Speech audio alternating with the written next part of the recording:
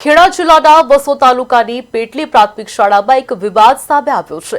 માહિતી મુજબ શાળાના આચાર્ય નરેન્દ્રભાઈના કામકાજ અંગે કેટલાક મુદ્દાઓને લઈને ફરિયાદ થતા ટીપીઓ દ્વારા તપાસ શરૂ કરવામાં આવી છે।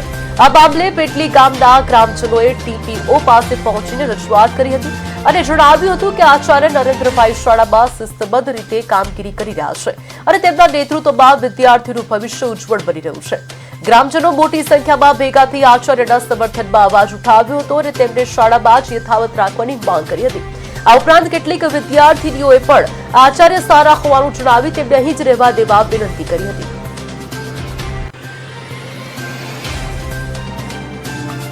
ગયા શુક્રવારે જે સફાઈ અને પ્રાર્થના સભા બાબતે જે શિક્ષકોની બેદરકારી હતી અને એના માટે મેં જે કડક શબ્દોમાં ઠપકો આપ્યો હતો, સ્ટાફ મીટિંગ કરી હતી, સ્ટાફ મીટિંગમાં પણ કામની વહેંચણી કરી હતી અને એ રીતે કામ કરવા છતાં પણ કામ સારી રીતે ન થયું અને તેમ છતાં પણ બીજા દિવસે પણ મેં ઠપકો આપ્યો હતો અને એના પરિણામ સ્વરૂપે આ શિક્ષકો ગભરાઈ અને આવેદનપત્ર આપ્યા છે અને આ પ્રશ્ન માત્ર ને માત્ર એમને કામ નથી કરવા બાબતના ઉભા કરેલા છે। અગાઉ પણ સ્કૂલનું નામ સાથે રાખીને આપણે બદનામ કરી રહ્યા છે। બિલકુલ સાચી વાત છે। આગળ જે સોળપુરના વિડીયો પણ ફરતા થયા છે અને આપ સર્વે પબ્લિકે પણ જોયા હશે તો એમાં હું મારતો નહીં પણ સાથે તમે જુઓ તો બધા શિક્ષકો મારા ઉપર તૂટી પડેલા છે। એ વિડીયો પણ છે, એ પણ વિડીયોમાં સ્પષ્ટ દેખાય છે અને એ કેસ માન્ય નામદાર હાઈકોર્ટની અંદર એનું સમાધાન પણ થઈ ચૂકેલું છે। તો આ પ્રશ્નમાં જૂની શાળાનું કંઈ પણ લેવું મને યોગ્ય લાગતું નથી અને એ બાબતને ધ્યાન પણ ના લેવી જોઈએ। એ વિડીયો વાયરલ કરવાનું મુખ્ય લોકોનું શું કારણ લાગે છે તમને? મુખ્ય કારણ એ છે કે અગાઉ પણ આ આચાર્ય આ રીતે કરીને આવેલા છે એટલે ગામ લોકો આપણું સાંભળશે, વાલીઓ આપણું સાંભળશે, અધિકારીઓ આપણું સાંભળશે અને આચાર્ય જ ખોટા છે એવું ઠેરવવા માંગે છે અને એટલા માટે વારંવાર આગળના કેસની વાતો કરે છે અને વિડીયો બતાવે છે।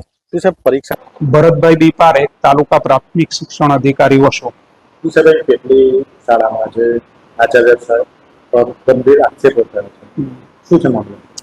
આ બાબતે 14 માર્ચના રોજ તાલુકા પ્રાથમિક શિક્ષણ અધિકારી વસો, જિલ્લા પ્રાથમિક શિક્ષણ અધિકારી શ્રી ખેડા તથા માનનીય જિલ્લા વિકાસ અધિકારી શ્રી ખેડાને શિક્ષકો તથા માન્ય સંઘો દ્વારા આ બાબતે આવેદનપત્ર આપવામાં આવેલ છે।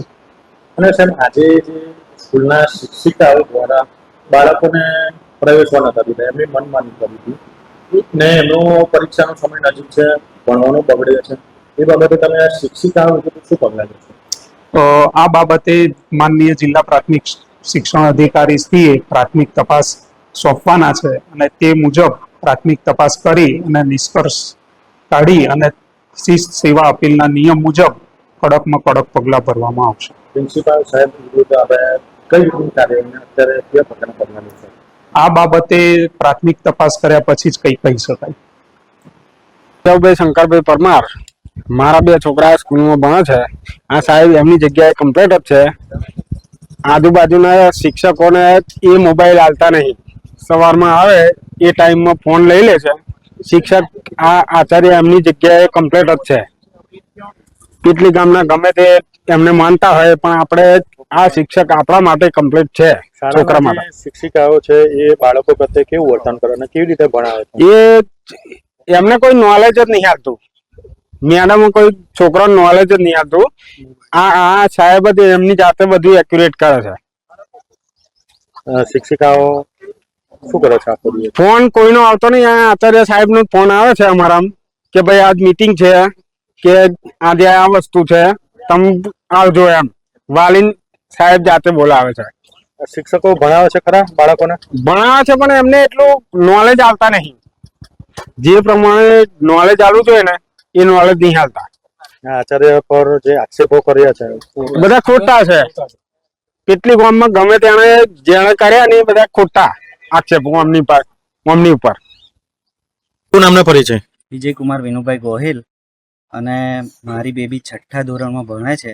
મારી એક ફરિયાદ એવી છે કે 4થા ધોરણમાં જ્યારે મારી બેબી હતી ત્યારે એક ટીચરે જ્યારે પરીક્ષા ચાલતી હતી, વાર્ષિક પરીક્ષા, એમાં જે મારી બેબી જે લખતી હતી એ પછી એ બેબીનું પેપર, મારી છોકરીનું પેપર લઈને બીજા છોકરાઓને સાહેબ લખાવતા હતા।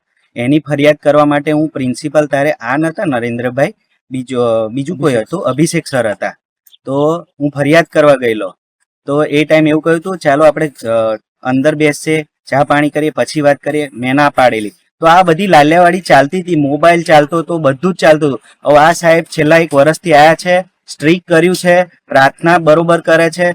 તો અત્યારે છોકરાને રોક્યા છે તો સ્કૂલ પડી ગઈ, તારે કેમ કોઈ નતા રોક્યા? તારે સ્વામિનારાયણ મંદિરમાં બેહાડતા હતા, વનનાથ મંદિરમાં બેહાડતા હતા, તારે કેમ કોઈ નતું કશું બોલતું? અત્યારે સાહેબ સારી રીતે સ્ટ્રીક છે, સારું ભણાવે છે.